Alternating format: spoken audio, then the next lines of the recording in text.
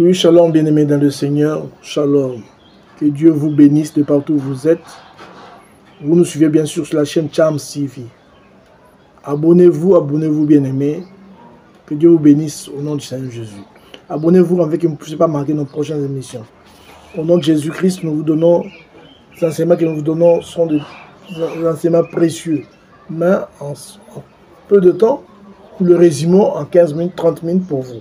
Que Dieu vous bénisse au nom de Jésus-Christ. Notre message du jour, c'est bien sûr Gog et Magog. Oui, j'espère que vous avez déjà entendu parler de ça, Gog et Magog. Beaucoup en parlent. Bon, nous aussi, on voulait apporter notre pierre là-dessus. Gog et Magog, c'est quoi au juste?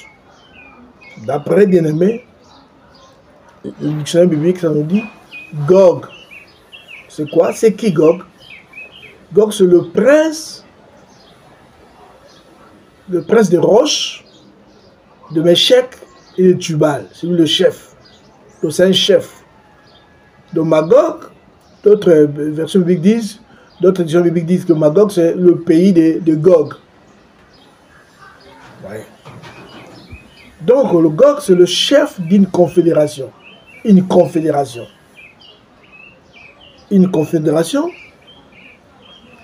Si vous avez le pouvoir le lire peut-être dans Ézéchiel chapitre 38 et 39, c'est de là que nous tirons notre message du jour. C'était une guerre, c'est une guerre qui viendra, qui se passera, bien aimé. Une guerre atroce. Et la Bible appelle ça Gog et Magog. Pourquoi? Parce que cette guerre-là sera dirigée par Gog. Il ne sera pas seul, bien aimé. Je vous ai dit que Gog, c'est le chef d'une confédération. Une confédération de beaucoup d'autres pays seront sous lui. Et qui peut entraîner en réalité tout un groupe de gens comme ça, de plusieurs pays. Ça peut être qui? Nous le verrons bien aimé au nom de Jésus-Christ. Le but de cette guerre, c'est quoi? La Bible nous montre le but de cette guerre. Hein? La Bible nous dit, dans Ézéchiel 38, verset 12, Dieu dit là-bas, Gog dit, j'irai faire du butin et me livrer au pillage. Le but, c'est se faire du butin et se livrer au pillage. Pillage de quoi? Piller quoi? Ça peut être la terre ou les richesses d'Israël. Ça sera une guerre contre Israël, piller Israël, piller ses richesses. Et ces richesses, ça peut aussi être la terre d'Israël, piller, ou piller la richesse financière matérielle d'Israël peut-être. Dieu seul le sait. Magog, c'est quoi? Au verset 2, on dit Magog, le Gog ira au pays de Magog, donc ça dit le pays de Gog. Au pays de Gog, Magog c'est un pays, en quelque sorte. De lui viendra toute cette pensée. D'où lui viendra cette pensée? La pensée-là d'aller attaquer Israël. D'où lui viendra cette pensée-là? Oui, la Bible nous dit clairement cette pensée-là d'attaquer Israël. Au verset 4, on nous montre d'où lui vient cette pensée. Dieu dit, je t'entraînerai et je mettrai une boucle à tes mâchoires. Je te fais sortir, toi et toute ton armée. C'est-à-dire que cette pensée-là lui viendra de Dieu. C'est Dieu lui-même qui mettrait cette pensée-là dans son esprit. Il ne saura pas qui le pousse à faire ça. C'est Dieu lui-même. Ah, toi tu vas t'attaquer, alors allez-y. C'est le temps. C'est comme Judas quand il livra Jésus. C'est Dieu qui lui avait dit, Dieu lui permet de le faire. Fais ce qui est bon te semble. Je lui dis, fais ce que tu veux faire, fais-le. De même aussi, quand Gog sera là, se dira au pays de Magog, il se dira, non, je dois aller faire le butin. Dieu dit, vas-y. C'est Dieu lui-même qui va le pousser à faire ça. Va l'entraîner à faire ça. Parce que Dieu verra ses pensées dans son cœur. Mais seulement, il ne sera pas seul. Il sera autour de lui, il aura une troupe nombreuse. Faites attention, bien-aimés, pour vous, ennemis d'Israël, vous vous réjouissez quand il y a une troupe nombreuse qui est contre Israël, qui s'attaque à Israël, vous trouvez ça normal. Mais posez-vous la question, pourquoi une troupe nombreuse? Pourquoi? D'où viennent tous ces gens-là? Pourquoi s'attaquent à un peuple? Pourquoi? Qu'est-ce que ce peuple leur a fait? Qu'est-ce que ce peuple t'a fait, toi? Je ne sais pas.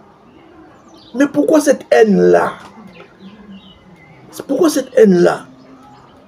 Alors, allez-y, comprends, bien-aimé. Dieu lui dit, je te ferai toi et toute ton armée. Il y aura une grande armée qui s'attaquera contre Israël. Troupes nombreuses, toi et toute ta multitude. Parmi cette multitude, il y aura Gomer. Il y a Gomer. Non, ça ne sera pas seulement lui seul, mais il y aura aussi un autre groupe qui sera dirigé par Gomer. Gomer aussi avec ses troupes. La maison de Torgama, à l'extrémité du septentrion, et toutes ses troupes. Vous voyez, c'est vraiment une confédération. Chacun avec ses troupes, Gog avec ses troupes, Gomer aussi avec ses troupes, la maison de Torgama, qui est aux extrémités du septentrion, avec toutes ses troupes. Ils viendront tous contre ce peuple, s'attaquer à Israël. Or, l'idée là leur viendra de Dieu lui-même. Dieu avait dit, non, vous avez fait trop de mal, mais le même mois est venu, allez-y. Allez accomplir vos désirs, vous verrez. Quand est-ce que ça se fera? Le problème, c'est quand est-ce que cela aura lieu? Quand est-ce qu'aura lieu la guerre des Gog et Magog? Je ne parle pas d'Armageddon. Armageddon, certainement, nous parlerons de ça dans notre prochaine émission. Que Dieu fasse grâce, en tout cas. Moi, aujourd'hui, nous sommes en train de parler de Gog et Magog. Il y a beaucoup de choses à dire, mais pour le résumer, on ne sait pas aller en profondeur de tout. Mais on vous donne seulement, on simplifie seulement certaines choses, on résume. Quand aura lieu cette guerre-là? Quand aura lieu cette attaque-là contre Israël? Dans Genèse 38, verset 8, nous dit, quand? Ça nous donne une idée. Dont les habitants échappés à l'épée auront été rassemblés d'entre plusieurs peuples. C'est-à-dire que le moment où ce peuple-là sera rassemblé entre plusieurs peuples. C'est-à-dire qu'au moment où Israël viendra de là où il était, dans la déportation, rentrera chez lui, dans son peuple. Il rentrera chez lui. Pendant que ce peuple-là, le moment-là sera le moment où ce peuple-là sera rassemblé. Ils étaient dispersés. Ils se rassemblent maintenant à leur nation. C'est à ce moment-là que viendra la guerre, là, pendant ce moment-là. Est-ce qu'aujourd'hui, nous ne voyons pas Israël rentrer chez lui? Israël rentrer chez lui. Israël n'était pas une nation. Depuis 70, jusqu'à cette heure-ci, Israël n'était pas une nation. Israël est redevenu nation en 1948, le 14 mai 1948, qu'Israël est redevenu dans sa patrie, dans son pays. Il est redevenu une nation. Donc ça dit que cette guerre-là aura lieu après 1948. Allez, je comprends bien aimé. Faisons très attention à faire une puissance, pas tomber dans le piège de l'ennemi. Pour combattre Dieu, attention bien aimé. Je continue bien aimé. Exode 38, verset 8, c'est ce que j'ai donné, dont les habitants échappaient à l'épée. Quand Israël échappait à l'épée, 170 ans après Jésus-Christ, lorsqu'Israël était attaqué par les Romains, vous le savez, et en 70 plus 70, Israël était dispersé à travers le monde, partout dans le monde, Israël était dispersé. Et ils sont revenus dans leur patrie rien qu'en 1948. C'est-à-dire que cela se fera lorsqu'Israël sera rassemblé à leur nation. C'est-à-dire après 1948 que ça se fera. Je continue encore. Quand aura lieu cette attaque-là, ce sera sur les montagnes d'Israël, longtemps désertes. Longtemps désertes, c'est-à-dire que Jérusalem, comme Jésus l'avait dit, Jérusalem, Jérusalem, votre nation là, sera abandonnée. Il faut lire Luc chapitre 21, verset 24 à 25. Allez, il faut le lire chez vous à la maison. Donc, Israël était abandonné. Les nations avaient foulé aux pieds Jérusalem. Lorsque Israël redeviendra ville, que Israël redeviendra nation, c'est alors que cette attaque viendra. Ça dit que ça nous donne l'idée que ça viendra après 1948. Bien aimé. Que Dieu vous bénisse, mon Saint Jésus, vous qui nous suivez de partout, que Dieu vous bénisse. C'était le docteur Dieudonné Tchamanga, dans la chaîne Cham TV. Je vous prie de vous abonner, bien aimés, pour qu'en fait, vous ne puissiez pas rater nos prochaines émissions. Que Dieu vous bénisse en Jésus-Christ. Dans Luc 21, verset 4, ça nous montre clairement que Jésus-Christ avait prédit. Il avait dit aux enfants d'Israël, vous, enfants d'Israël, je suis venu pour vous réunir, pour me rejeter. Après, lorsque vous aurez fini de me rejeter, il viendra un temps là, vous verrez, Jérusalem sera investi par des armées. Alors ça sera le malheur pour vous. Aucune pierre de votre temple restera sur notre pierre. Tout sera démoli. Ce qui s'est passé à Israël aujourd'hui, il n'y a plus de temple, n'est-ce pas? S'il faut prier, il prie derrière contre le mur de lamentation de l'ancien temple, bien aimé. Vous comprenez? Je sais que j'avais dit, c'est ce qui s'était passé, bien aimé. Ils sont sortis des tranchants de l'épée. C'est après cela que viendra la guerre d'Armageddon. Ici, c'est clair, il est clair que la guerre d'Armageddon, ce n'est pas... Il ne faut pas confondre ça avec... Armageddon. Ils sont en train de parler de Gog et Magog. À ne pas confondre avec Armageddon. Armageddon, ça on le verra. Il y a une différence. Cette guerre Gog et Magog, ce n'est pas la guerre de Gog et Magog après dans le millénium. Non, c'est pas ça. À la fin du millénium, c'est pas ça. Ça, c'est une guerre qui viendra après qu'Israël sera dans sa nation. Après sa dispersion à travers le monde, quand il sera réuni dans sa nation, c'est alors que cette guerre-là viendra. Et cette guerre-là viendra par qui? Par une confédération. Des nations réunies. Nous avons vu. Ce sera Gog. Gog qui est vu comme la Russie. Avec ses nations attachées à lui. Qui nous sont proches. Et non seulement avec Gomer, il y a aussi Torgama qui viendront. Qui se réuniront avec Gog pour attaquer Israël. Je continue, bien aimé. Qui sera avec Gog?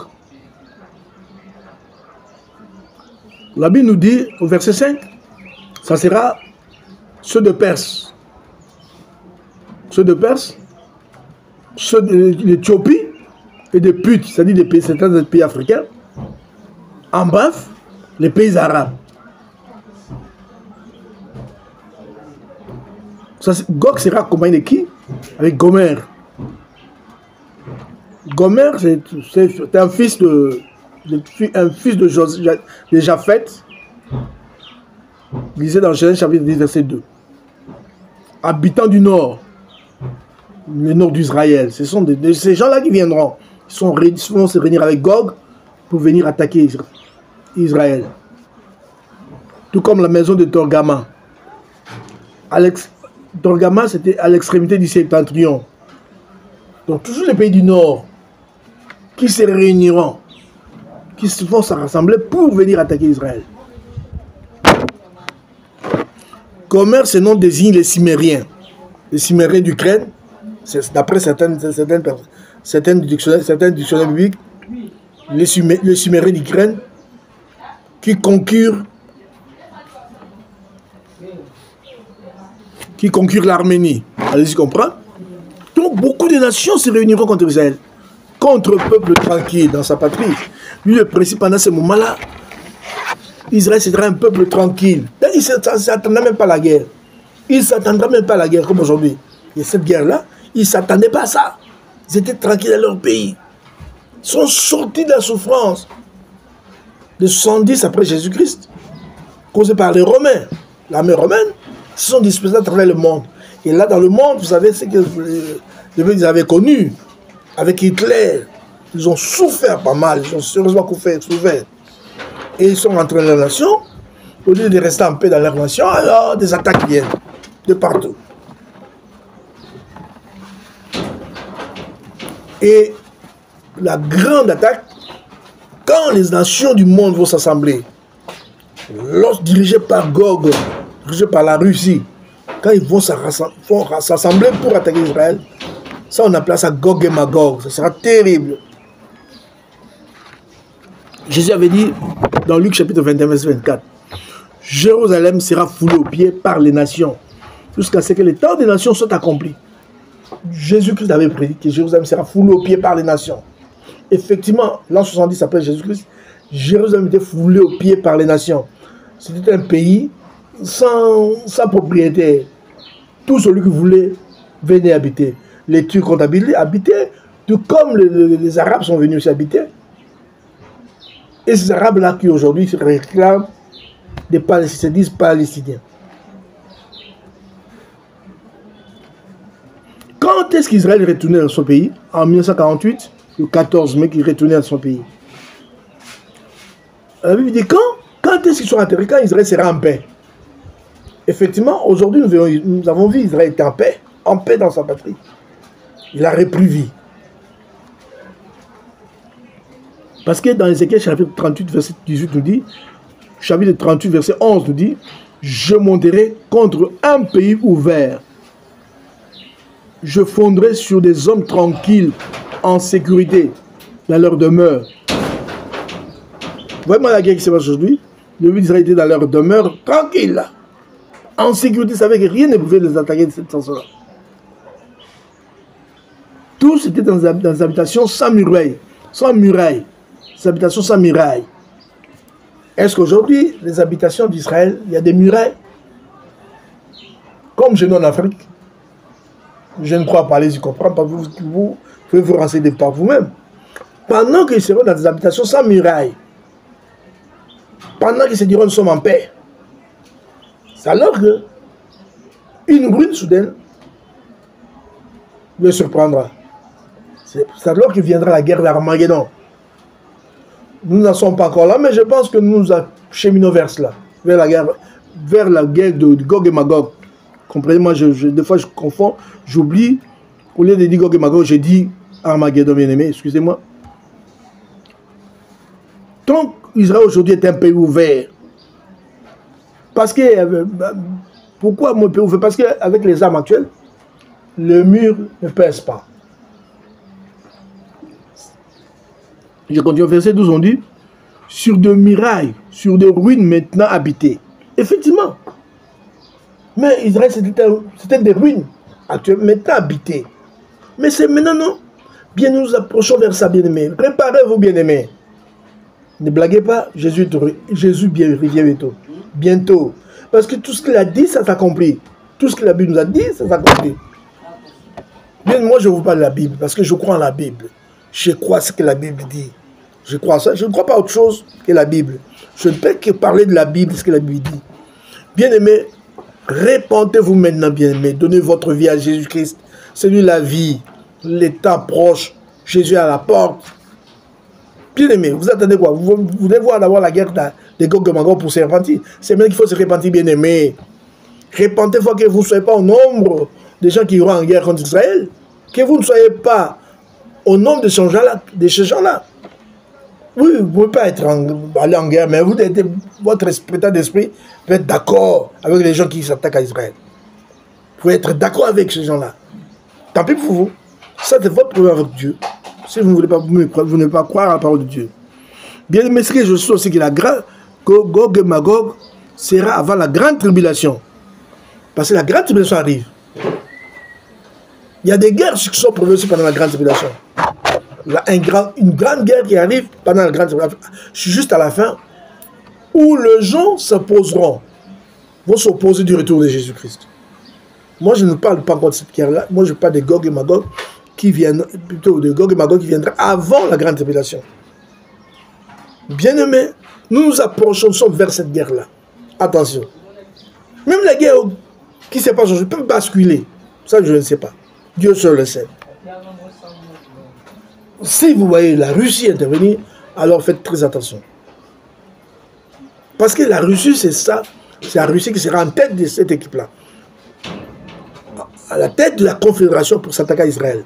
Bien-aimés dans le Seigneur, je vous prierai de comprendre ces choses. Ce sont des choses en si peu de mots. Ça peut prendre même toute une semaine de séminaire.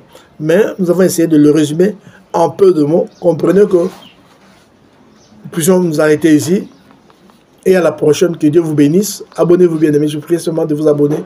Au nom de Jésus-Christ. Gog et Magog. C'est si proche, bien-aimés. C'est si proche. Quand Je ne sais. Mais je vous ai donné des arguments, plutôt des indices. Lorsqu'Israël retournera dans sa patrie, Israël est maintenant dans sa patrie, lorsqu'Israël vivra en paix, lorsqu'il va reconstruire, il va reconstruire des anciennes ruines. C'est déjà fait. C'est fait aujourd'hui. Alors comprenez qu'il n'y a plus de temps. Toute guerre qui arrive, il faut le regarder avec des jumelles spirituelles. Quand vous voyez la Russie, alors attention, faites très attention. Quand il n'y a pas encore la Russie, ce n'est pas encore Gog et Magog. Mais quand vous verrez la Russie, sachez que c'est Gog et Magog, certainement. Ce sera une vaste confédération. Il ne sera pas seul, il y aura d'autres peuples avec lui. Et chaque peuple viendra avec ses troupes, viendra avec ses alliés pour s'attaquer contre Israël. Que Dieu vous bénisse au nom de Jésus-Christ pour le message. Que Dieu vous bénisse. Si vous avez des questions, je vous passe mon numéro de téléphone 89 89 35 59 ou encore 243 89 89 30 559. Que Dieu vous bénisse et à la prochaine au nom de Jésus-Christ. Amen.